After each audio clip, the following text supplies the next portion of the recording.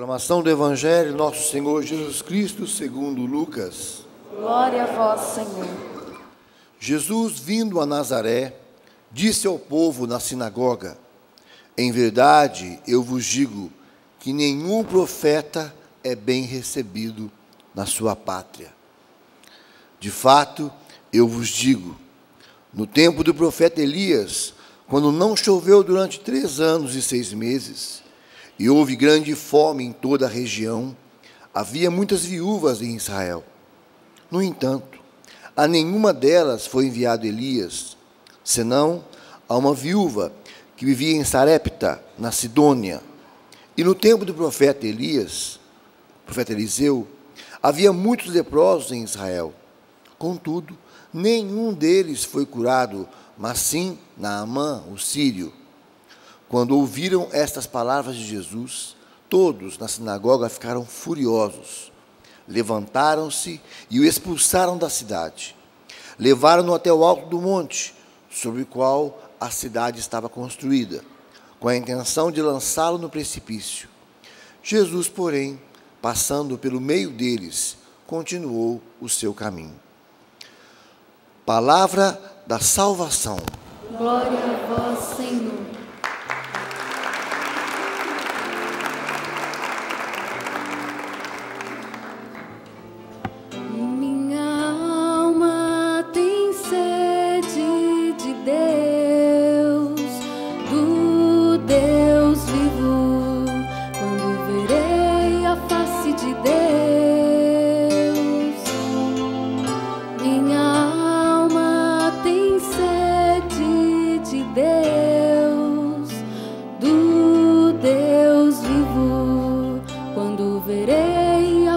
De Deus, minha alma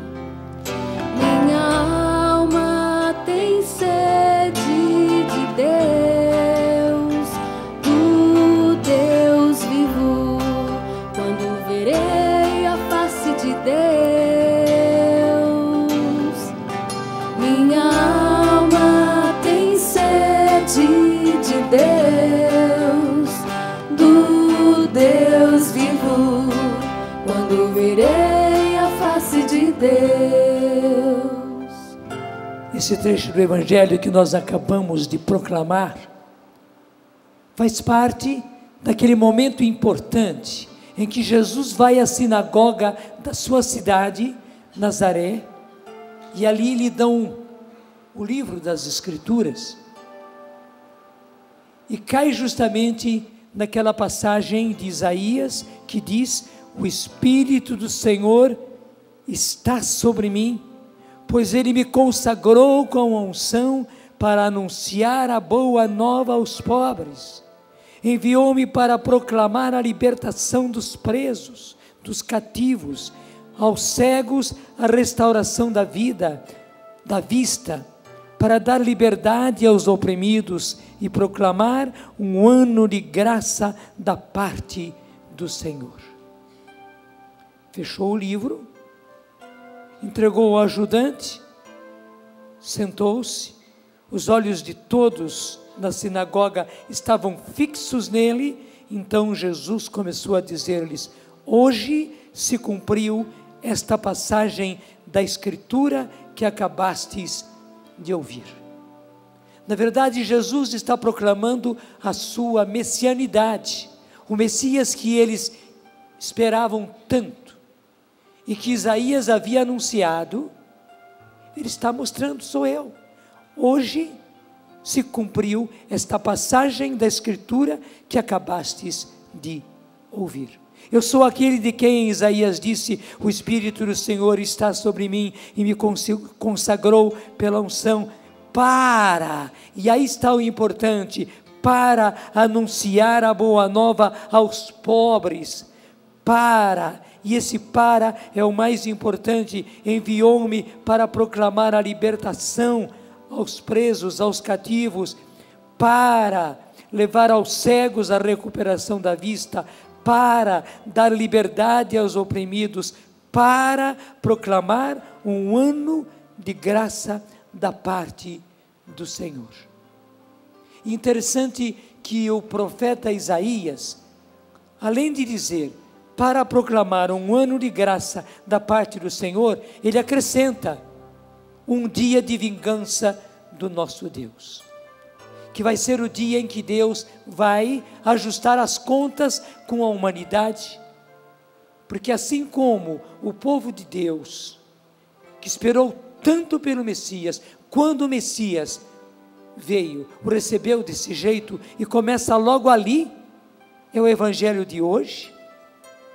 Eles o pegaram, eles o arrastaram, eles o levaram a um penhasco, e tentaram jogar o penhasco abaixo, e que bonito, quando Jesus, corajosamente, fixa os olhos nele, e calmamente sai no meio deles, sem que ninguém mova um dedo para tocar em Jesus. Era justamente a sua autoridade interior de Messias que fez com que isto acontecesse, porque você sabe que aquele povo, e os povos orientais são assim, quando ficam furiosos, como diz o Evangelho, ficam furiosos mesmo, e eles já tinham chegado ao penhasco, quer dizer, aquele precipício, era só empurrar, e dominar um povo furioso, você sabe como é difícil, se não impossível. E Jesus, fixando os olhos nele, passa pelo meio deles e vai embora sem que nada lhe faça. Foi justamente aí que Jesus citou estes dois casos.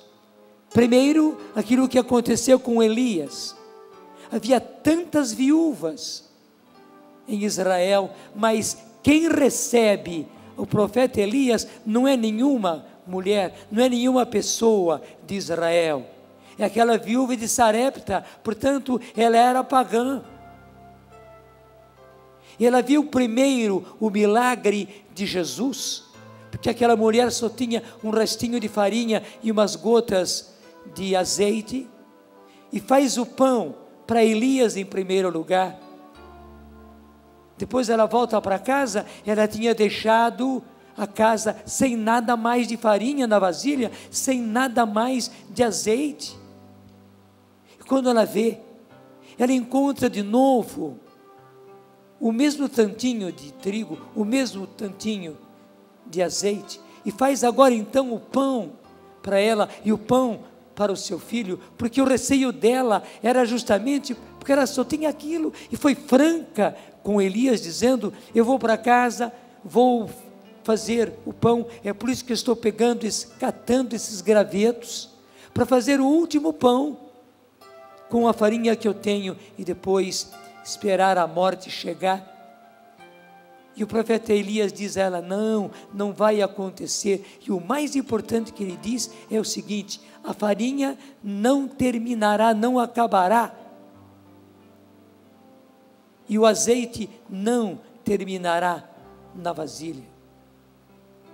E dia após dia o milagre se realizava. Não é que se encheu uma saca de farinha de trigo, que se encheu uma grande vasilha, um tonel de azeite.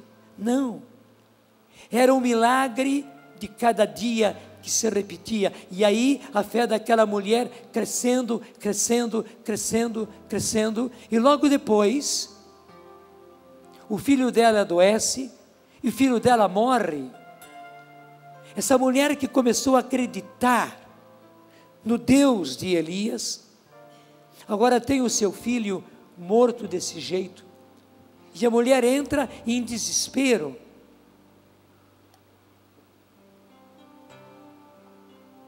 Quantos de nós numa hora assim se desesperam? E ela era pagã, entrou em desespero, mas o que faz Elias? Elias vai ao quarto do menino e o ressuscita.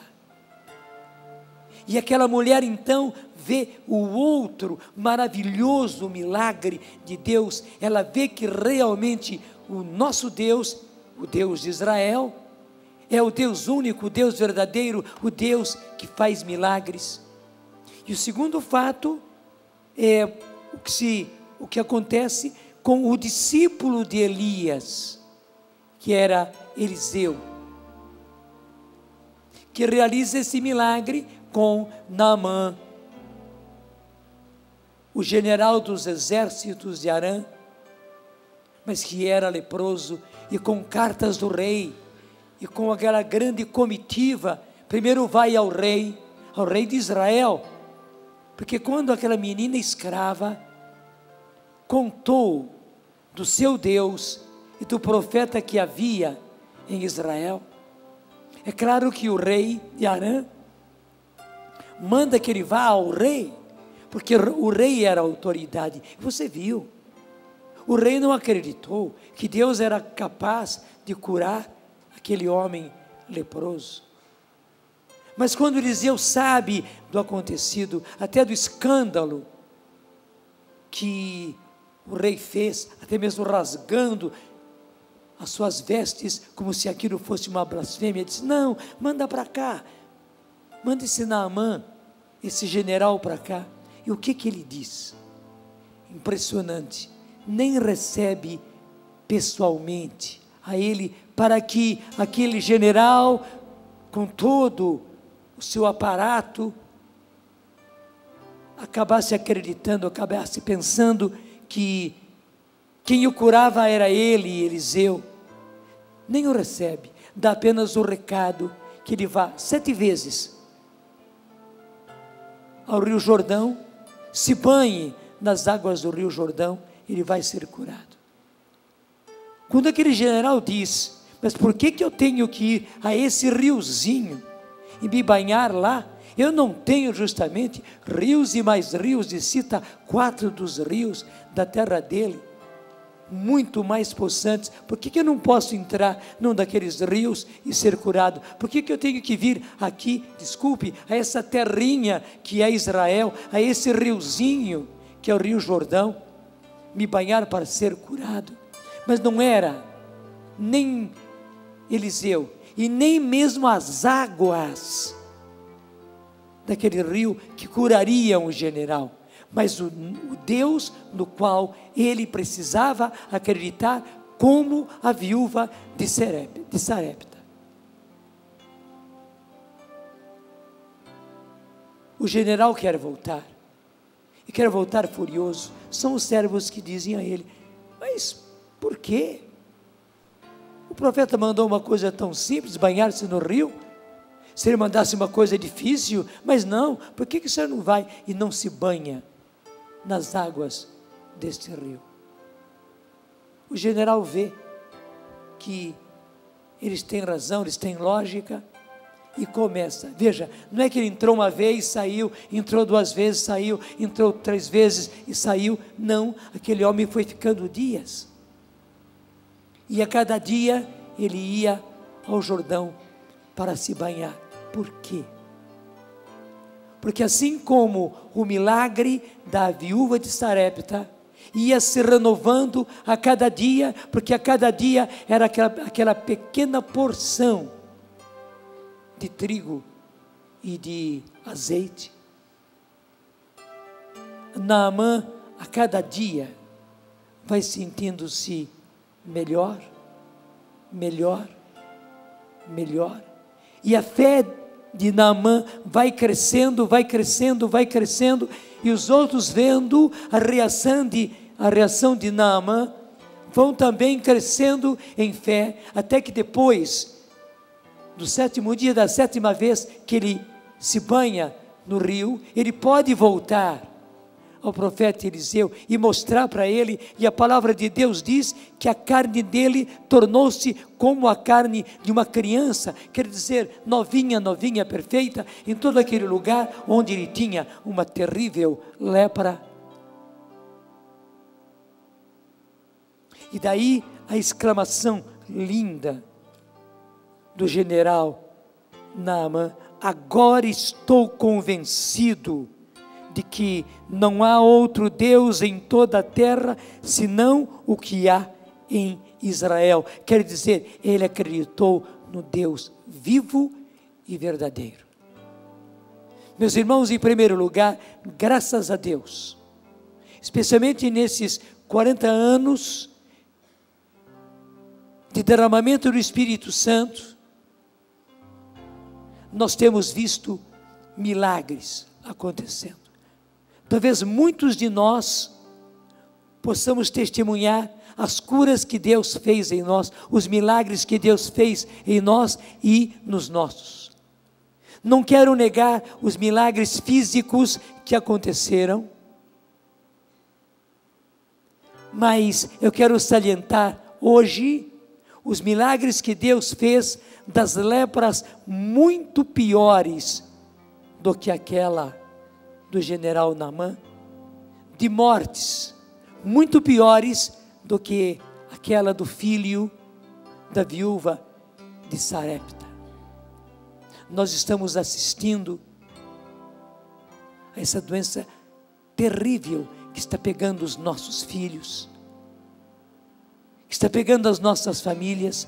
Quantas mulheres infelizes por causa do comportamento dos seus maridos, mas também quantos maridos se tornaram infelizes. É tão doloroso ver um homem chorando porque quem o traiu foi justamente a esposa. Com essas ideias que correm por aí hoje, com essas conversas de comadre, com essas conversas de faculdade, elas que voltam para a escola para fazer faculdade e lá encontram colegas e lá encontram maus exemplos e mil coisas, se sentem as próprias, sentem principalmente aquilo que corre aí. Você tem o direito de ser feliz e acabam infelicitando toda uma família. Como nós estamos vendo, além disso, quantos filhos infelizes por causa de seu pai, por causa da sua mãe, mas quantos pais infelizes por causa dos seus filhos? Nem preciso citar na droga, na violência, numa sexualidade depravada, no álcool. Essa lepra é a lepra do pecado que hoje está pegando como uma epidemia, da qual nós precisamos buscar a cura. E o nosso Deus é o mesmo Deus de Elias, e o nosso Deus é o mesmo Deus de Eliseu. Meus irmãos, é só com toda a coragem, mesmo que não tenhamos toda a fé ainda, Deus não exige que tenhamos toda a fé. Até Naamã não teve fé nenhuma. Ele ficou até ofendido com aquilo que aconteceu. Mas porque ele aceitou e insistiu, ele viu a glória de Deus no seu próprio corpo. Eu imagino aquela viúva de Sarepta. Primeiro, como ela chorou e derramou lágrimas em cima da massa que ela estava fazendo para cozer o pão, quando ela estava fazendo o último pão com um restinho de farinha que ela tinha, porque ela sabia, o próprio profeta disse: vai e faz o pãozinho para mim. A morte dela e do filho estava muito mais rápida, mas ela fez. Mas como ela fez o segundo pão e o banhou de lágrimas, porque ela encontrou lá na casa dela aquele tantinho de trigo e aquele pouquinho de azeite. Meus irmãos, é certo que nós já tivemos graças e mais graças de Deus, e é preciso que nós façamos memória delas. Nós temos memória muito curta. Se diz que o povo brasileiro tem memória curta e se esquece muito facilmente de escândalos, de corrupções que acontecem, como já aconteceu agora ultimamente, como as pessoas tão rapidamente se esqueceram. Nós temos memória curta, infelizmente, das maravilhas que Deus faz por nós e pelas nossas famílias. E quando aparece um outro caso, quando aparece uma outra situação, quando aparece uma outra doença, uma outra dor, nós parece que não tivemos fé nunca. Entramos de novo em desespero. E o Senhor no dia de hoje vem apelar para a nossa fé e dizer-nos: filhos, filhas, lembrem-se não só dos milagres da Bíblia, Antigo Testamento, não só nos milagres que eu, o Senhor Jesus, realizei, mas lembrem-se dos milagres que eu, o Senhor Jesus, realizei na sua vida. Também quando oraram por você e você recebeu aquela cura, aquela graça, aquela transformação, aquele seu filho convertido, aquele seu marido convertido, a sua esposa convertida, sua família convertida, diz o Senhor: fui eu. Assim como eu usei das águas do Jordão, eu usei de pessoas, porque eu sou assim, eu quero a participação, principalmente dos meus filhos. Eu preciso que as pessoas toquem no milagre, é por isso que eu escolhi as águas do Jordão e escolho pessoas, mas quem realizou e realiza milagres sou eu. Volte a acreditar em mim, e não se deixe levar pelas emoções, as emoções que nos levam à ansiedade, à dor, ao choro, e muitas vezes ao desespero. Você sabe muito bem, que essa nossa ansiedade, que as nossas emoções que começam a subir, que principalmente que o desespero, e a própria palavra desespero é desesperança, e a esperança é o primeiro fruto da fé. Quer dizer, já perdemos a fé, tanto assim que perdemos a esperança e entramos em desespero.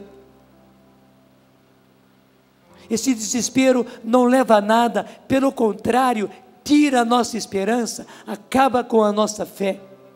Hoje o Senhor está dizendo: mesmo que você já esteja desesperado, desesperada com a sua situação, eu sou Deus e eu continuo sendo Deus e eu o serei para sempre. Vocês é que são filhos que não acreditam mais. Acreditem em mim. E eu não preciso mostrar coisas muito lá atrás que vocês não tocaram.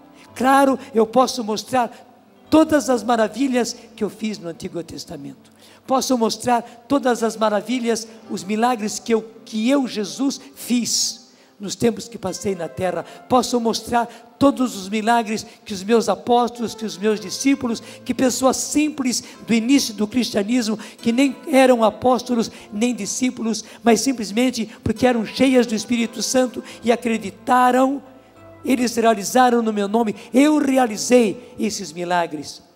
Nem preciso citar esses milagres, eu quero citar as graças e os milagres que você já tocou.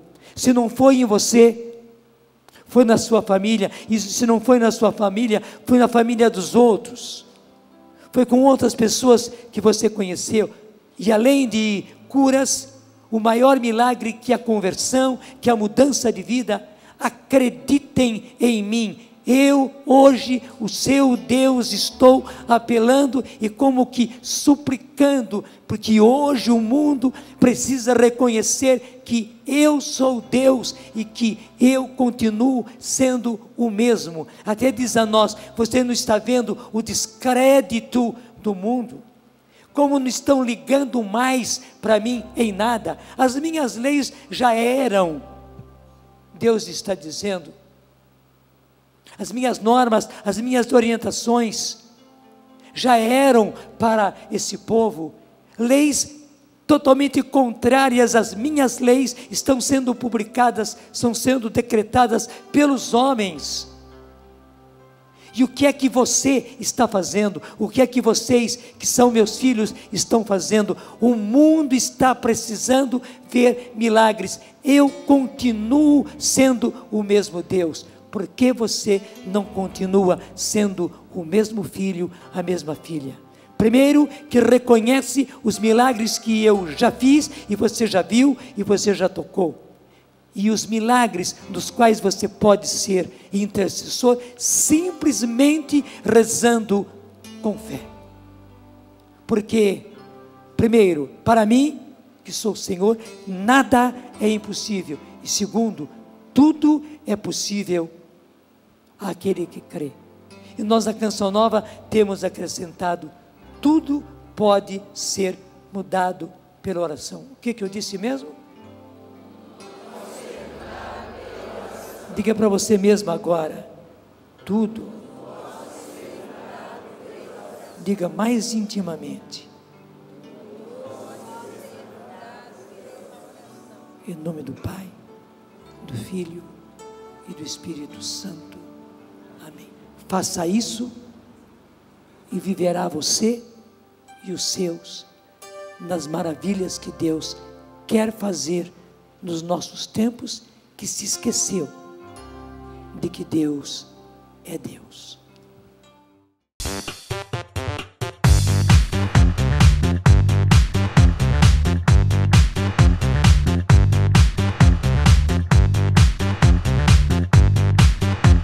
CançãoNovaPlay.com. Assine já!